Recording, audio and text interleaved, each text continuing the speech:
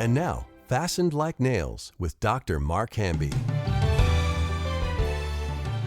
Well, Colin and Molly, I'm excited about today because we're going to be looking at both cowardly and angry friends. And we're going to start right into 1 Samuel chapter 16. We're going to start there and work our way into the text. And so for our listeners, if you haven't been with us up to this point and you haven't heard the previous ones, you want to start with, some of the jealous friends that we did and the courageous friends that we did. There's some pretty powerful stuff that's been shared so far, so we're real thankful. And we've just prayed and asked the Lord to be with us with this really unique material about how our children gain friendships. One of the things we talked about earlier is that in the book of Proverbs, there's 6 types of friends. The simple, which is a person that believes everything and is rather thoughtless. And then there's the person that's gaining knowledge. He's youthful and knowledgeable. And the wise person, the discerning person, and then there's the foolish person and the mocking person. And so those 6 people represent all the types of people that our children will become.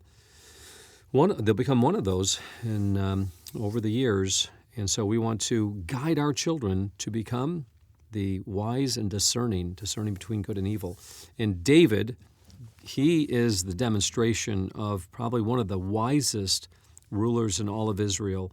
And let's find out what the background was in his life to get him to the point where he became a discerning, wise, courageous young man of God.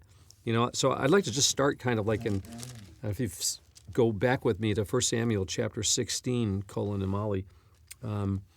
Take a look at this. It says this, that Saul, when they're looking for this person to come and play before Saul's got these headaches.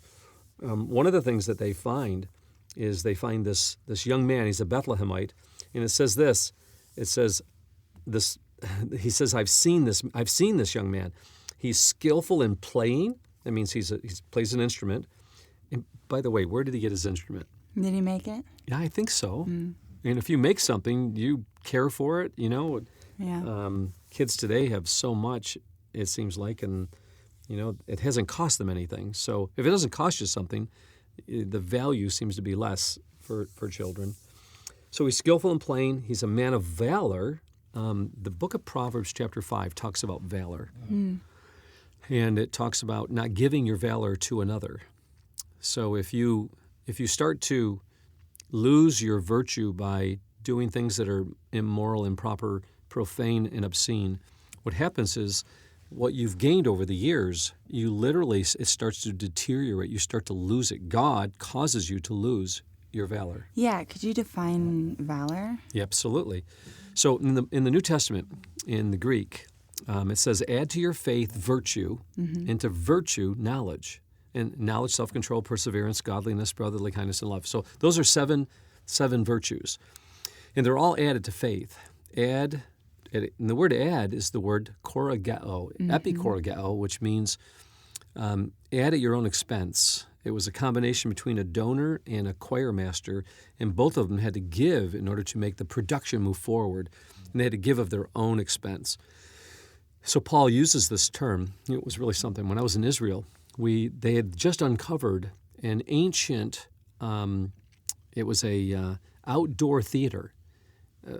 It seated thousands of people. So it was under sand after, several thousand years under sand, and they had just excavated it, and they found an old sign. Colin, if I didn't see it with my own eyes, I wouldn't have believed it. But guess what word was on the sign?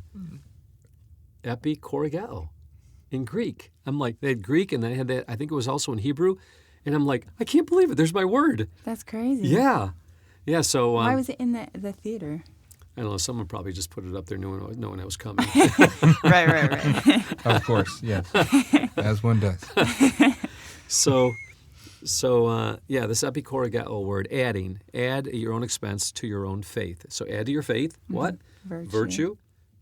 Knowledge, self-control, perseverance, godliness, brotherly kindness, and love. 7 virtues added to faith. Without faith, it's impossible to please God. But without the 7 virtues, faith without virtue is dead. Yeah, kind of dead. Misdirected, misplaced. So the very first word, add to your faith, virtue, is the first word, and it means manly valor. Oh. And valor is this idea of, you run into the battle. You're not afraid of the battle. You initiate. Courageous. It's courageous valor. It's courageous virtue is what it is. And so David says he's a man of valor. And we how do we know that story? How do we know him to be a man of valor? What did he do? Well, we have the story about him killing Goliath. And before that, we have what else did he kill? the lion and the bear. Yeah, and you were demonstrating to me yesterday how it was done. Yeah. Oh, wait. I always hear this story preached, but I have a theory about how David killed the lion. Yeah? Okay. So, if you watch martial arts at all, and if you watch chokeholds, I was a wrestler, and there's a particular chokehold called a guillotine chokehold, where you take the person's head. Imagine the person's head is like in your arm, and they're facing you, and you lean back in a guillotine choke. You can probably Google it. How would you? And you lean back, and that way the mouth and the claws are behind you. But the problem is you have to hold on. And you have to have enough strength to hold on to that chokehold until the lion either falls asleep or you choke the lion out and then you kill the lion. So it would take an enormous amount of strength to hold on to a lion who is infinitely terrifying, but also strong. Both of us. Molly and I are chomping at the bit. We both have questions for you. But if you know about anything about animals, if you put them in certain holds, they pacify.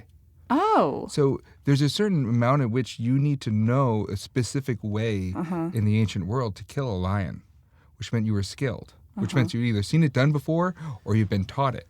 That's crazy. So that requires a certain level of expertise and training in wrestling, in chokeholds. And so in other words, they had these ancient ways of killing lions. And if you look at, there's a lot of Greek artwork about it where they show people killing lions with their bare hands. But it's something that very few people could do because of what it would take. And David had what it took. How about a bear, though? I have no idea how you kill a bear. Well, it said he did. Both the lion, he grabbed them by their beard. But my suspicion is if you were to research Roman colosseums and bear fights or lions fights, you would see they would have certain tactics that they would employ to kill wild animals. It would require a lot of skill And to strength. get your arm around his neck. Yeah, and I'd be like, well, the beard of the lion, when he grabs him by the beard, Oh, yeah, he did, didn't that he? kind of serves as like you at the base of the beard, like not at his head, but the base. Yeah. That kind of big mane of the lion is going to keep them it's going to kind of make it hard for them to pull their head out in a way. But this was a very specific type of lion that no longer exists. So this is a theory based upon a theory that I have. I'd be thinking like, okay, is he finally asleep? I think I'll hold out a little. You let go. You attack. Okay, so David's a man of valor. He's proven that. He's also a man of war, it says. This is when he's young, right? This is true. Yeah. He would not have been over 30. He had to have been under 30. What made him a man of war at that time in his life? This had to have been courage and valor. It had to have been the characteristics that exemplify a warrior. Part of it, too, is the music. Music and poems are distinctly a warrior thing. Really? Absolutely. Think of like the Iliad and the Odyssey. They're poems about warriors, and warriors are singing poems. And you think about samurai. Samurai were poets. They would recite a haiku before they killed whatever. Interesting. And it's warrior culture has always been married to song, entertaining each other by the fire, jokes, music, and it's almost like a camaraderie thing. So think about it this way. How many cowboy westerns you watch where someone pulls out a guitar and starts singing it? Remember that one western with John Wayne and who was that? Was it Dean Martin who was singing? So it was part of, it's always been part of a warrior culture, manly culture. Interesting. Also, David was very skilled at, throwing a stone, in a sling. And so he had learned the skill of battle, by throwing those. In fact, the book of Judges, it talks about the the men, it said they had faces of lions. These men of war, the Benjamites, they had faces like lions, and it says that they could hurl a stone and hit it. It was like a hairbreadth, So they were able to be so skilled. Can you imagine hitting something like that? Well, a good stone throw. So we have some Roman shots. They're made of lead, and my favorite one has an inscription on it that says, "Take that." but the slingers, what made them so dangerous is that you could penetrate armor with a sling, bronze armor. You could poke through bronze armor, you could poke through a shield. And so slingers also had the advantage of jumping, slinging, and they could curve the rocks over their opponent's shields and kill a man. And so that's why the Benjamites at the end of Judges are absolutely devastating because they're trained warriors. In both left hand and right hand. Absolutely, because you don't become a left-handed warrior unless you train from your youth. So what the Benjamites would do is they would tie your right hand behind your back when you're young. This is mine to tell. Oh, go right ahead, sir. So I learned this from one of my professors. His name was Dr. Colin Smith. And I have his son here in the studio today. No, I'll let you finish the story, because when I heard that from your dad, he got it from a professor in Cornell. Yes, he did. Yes, he did. And that blew me away. And mom and dads, as you're listening to this, you've got to be able to take this principle, because if we want our children to be able to become highly skilled, and that's what this scripture is talking about. Chapter 16, listen to this. David was he was skillful in playing an instrument. He was a man of valor. He was a man of war. He was prudent in speech and a man of good presence, and the Lord was with him. Now, we're going to cover those in a second, but the Benjamites, they could fight both left-handed and right-handed, because the enemy generally thought the Benjamites could only fight right-handed, because the word Benjamin, is the word son of my right hand. And so when they would fight in battle, they were getting slaughtered. And so mom had to do something about it. Colin? Yeah, so it took an amazing amount of commitment and dedication to raise a warrior. And so from a young age, the parents would have to be committed to taking this young child, tying his right hand, binding his right hand behind his back, so that when he went out and practiced slinging with the other boys, he had to use his left hand. He had to load with his left hand, he had to coordinate with the left hand, he had to throw with his left hand. So the coordination he would build up over time, he would be skilled in his left hand, and that would give him an advantage in battle. When you see the construction of ancient fortifications, it's constructed so as you go up, the castle is always on your right as you're going uphill. And so as you're going up, they want your sword hand to be switched with your shield hand, so you have to block the rocks coming down from the wall with your strong hand, and your sword hand is your right hand. So if you can have your shield in your sword hand, you have to use your left hand to fight. So you're blocking the rocks coming off the wall with your right, and the castle wall is on the right. And you have to hold your sword with your left, so you're weak with your left. It puts you at a disadvantage to fight. So you put your shield is on your right hand and your sword is on your left hand when you're going up the hill. Yeah, because they've positioned the fortress in a way in which you're coming up the fortress and the walls of the fortress are on your right. If you ever see a relief of the Battle of Lachish, you see the exact same pattern. Interesting. It's actually at Southern Baptist Seminary. They have it in their library, a relief of the Battle of Lachish. And you can see the warriors coming up with the shields in their right hand and their swords in their left. So they're at a disadvantage. They're at a natural disadvantage. Unless mom prepared their children to be warriors of both hands. Yes. So it took an enormous commitment and dedication at a young age for parents to raise a warrior. To be skilled in the craft of warfare was not something that you simply decided to do when you were in your 20s. It was something that your parents had to prepare you for. So how many parents give up the battle when their kids say, I don't want to take these piano lessons anymore. I don't want to do this guitar lesson anymore. I don't want to do, this violin lesson anymore. I don't want to, whatever it is that your children are preparing for that you think is important to them. Mom and Dad, all I can say right now is that I have Molly in the studio, and Molly plays the flute, and she's really good. Nina the other night was playing the violin, and she's really good. Rainey the other day was playing the guitar, and she's really good. The three of them were playing, and I sat there listening to them. And you guys are just like, you weren't doing this for anybody. No. You were doing it for yourselves, right?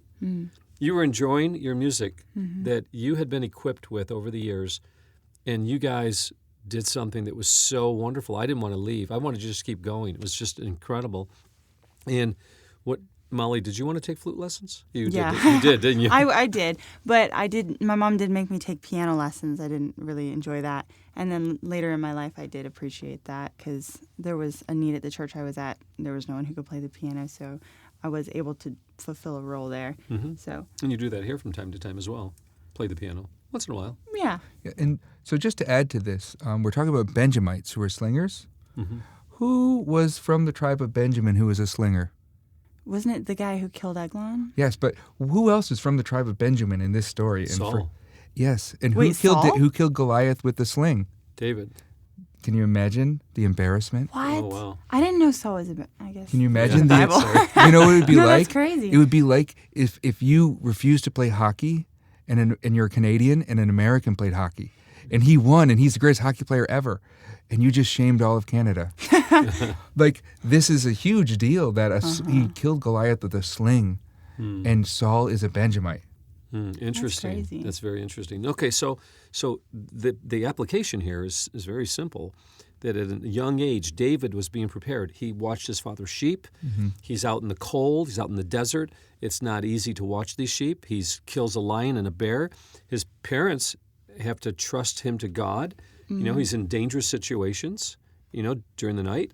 Mm-hmm. So this is not easy. Some parents have to be looking forward, saying, like, hey, how am I preparing my children? Mm-hmm. And is it important to play the violin and the piano and guitar? How important will this be for them in later life? It's very important. Mm-hmm. I wish I had been forced to play the guitar. I would love to play the guitar today. Well, it's interesting. We don't have this perspective today, but you prepare your kid for the future by introducing him to the world, by exposing him to danger or harsh conditions, slowly, bits at a time. It used to be the Boy Scouts. Mm-hmm. The reason why we were so effective in World War II was the Boy Scouts. Whoa. We prepared a generation of young men to really be thinking on their feet and to be resourceful and to have the teamwork that they needed. Mm-hmm. And the reason why Hitler's SS was so powerful? Hitler Youth. Oh, yeah. He had prepared an army as well. Early education. And they started at young ages, very young ages. They're doing that right now in our schools for the wrong things, for gender identity and all the other stuff that's going on. So they're training our children at a young age. What we need to do with our children, not just in the music realm, but also in other realms of government, realms of agriculture, horticulture, culinary, realms of art and poetry and music. All of the areas our children need to be exposed at an early age. Mm-hmm. We used to take our children when they were like 6, 8, and 10. I remember that. We took them to, and some parents might not like this, but I'll just tell you what we did. But we took them to Broadway. They saw The Lion King. They were blown away by it. Wanted to make sure that it was nothing, offensive in there. Mm-hmm. I remember we saw Jack and the Beanstalk. To this very day, all of our family, we still talk about that experience. Do you know how they made the beanstalk? No. So picture 15 actors all coming together, and they're dressed in green tights. Okay, and they look like part of a tree. Okay, you can't just their outfits, and then all of a sudden they're all climbing on each other. No way. Crawling up each other, forming. It is before our very eyes. It looks like an actual beanstalk is growing up into, where you can't see them anymore. Go right through the roof. That's crazy. They're gone. And then they stood just absolutely still. It's like it was a tree trunk that just grew up into the sky. This was a play. It was phenomenal that they could actually do this. And then there's Jack. And guess what Jack's got to do? He's got to climb the beanstalk. He's got to climb them. Yeah, and he climbs them. What? And we don't. And now the perspective of us in the audience, my 3 kids and my wife, we're looking at. We forget that those are people. We think it's a tree. That's how amazing this was. That's crazy. Yeah, and so we exposed them to these amazing art forms at an early age. And look what they do today. I mean, they're extremely creative, right? Mm-hmm. That was the preparation that we wanted them to have at an early age. But we need to do this most important in the area of godliness, the Word of God. This one family in Arizona, they have their children in 7th grade. They have to do 2 tests. They call it the Lamplighter test. I love it. They have to read all 250 books in 1 year, and they have to write the Bible out from Genesis to Revelation. They have to write it out. The mom and dad told me that the character development of these children is exponential during that time. And then at the end of the year, they get to choose anywhere they want to go in the world with their dad. I think one time they went to one of the children went with their dad to Cambodia. They wanted to go on a missions field. One went to Israel. They've all gone to different places. Mm-hmm. A child at the end of a year like that, that's writing out the whole Bible, that's reading these kinds of books that develop your worldview, at the end of the year, they have developed a worldview where they're seeing the world differently now, and they get to experience it with their dad. That's exactly what God wanted for a new king in Israel. What were they supposed to do? One of the very first things they were supposed to do was to write out all of the law. Oh, yeah. You know? And so as we're preparing our children, David was prepared, and what did he give us? He gave us the entire book of Psalms for the most part. Mm-hmm. He was writing scripture. God was working in his heart when he was a little kid in preparing him. And so as we have this prepared young man, he's now brought into the service of Saul. And what happens from there, Colin? Well, in verse 19, Saul sends for him. And in verse 20, Jesse sends him to Saul. And it says in 21, David came to Saul, and he stood before him. And he loved him greatly, and he became his armor bearer. Saul loved him. Saul loved him. Wow, isn't that amazing? Wait, why did he love him like that? Yeah, why did he love him like that? David was a lovable guy. His name is Beloved. Ooh. He was a lovable guy. That's amazing. Because Jonathan, that was the first time he saw him, or one of the first times he saw him, his soul was knit to him, and he loved him. Interesting. Mm-hmm. That is true, yeah. David has just had a very lovable personality. How did it go south so quickly, though, for David? Because all of his strengths became his weaknesses. All of his cunning became bad. David's or Saul's? David's and Saul's. So Saul has some redeemable qualities. He has some pretty good qualities in the beginning. Mm-hmm. But through disobedience, Saul ends up going further and further. It's like a crack. It widens and it widens. And this is character flaws. The character flaws you see in your kids, if you don't address them, they're like a crack. It will widen and widen over time, and eventually it will break apart. But when you see a character flaw in David, it comes out in his dealings with Bathsheba and Uriah. He's sneaky. He's underhanded. He's good looking. That doesn't work in his favor because he gets the girl.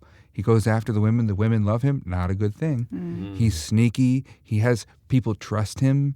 He's very charismatic. He can convince these people to pull back and let Uriah get killed. And then he tries to cover it up, the implications. But the difference between Saul and David is simple. Saul begs for Samuel to pray for him. Pray for me, Samuel. No, he holds on to Samuel. And he's trying to get someone else because his faith isn't real. David says, I repent. I have sinned against the Lord. It's me and the Lord, and I have sinned. Only me. It's only me. He has a personal relationship with God. And that's the difference. And he also fulfills a responsibility.